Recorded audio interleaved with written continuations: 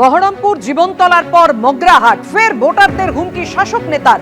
তৃণমূলকে ভোট না দিলে বউ বাচ্চা নিয়ে এলাকা ছাড়ুন, হুমকি যুব তৃণমূলের নেতার। সব ভোট তৃণমূলকেই দিতে হবে, হুমকি যুব তৃণমূল নেতা ইমরান হাসান মোল্লার।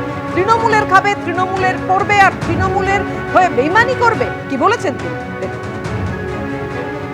700টা ভোট এই বুঝে 700টা জোড়া ফুলে দিতে হবে। যদি অন্য জায়গায় ভোট পড়ে তাহলে কিন্তু লক্ষ্মী ভান্ডার ভোটের পরে বন্ধ হয়ে যাবে। তাই কিন্তু বাবলু থাকবে না, এটা আপনাকে বলে গেলাম।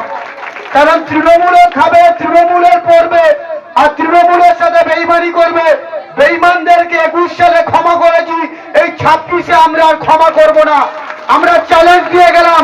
আর পাড়ায় যারা ভাবছেন দু একটা ভোট এদিক ওদিক করবেন, আপনাদেরকে বলছি 100 টাকা 110 টাকা কেজি বিরিয়ানির চাল কিনলে দু একটা ভাঙা থাকে, চালেও কাকড় থাকে।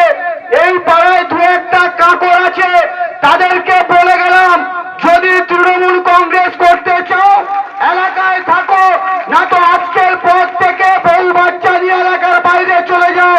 4 তারিখের পরে ঘরে ঢুকবে, আমরা আর ক্ষমা করব না। কারণ যতগুলো ঘর লাগে বাবলু দেবে, যত মানুষের চক্কর লাগে বাবলু দেবে।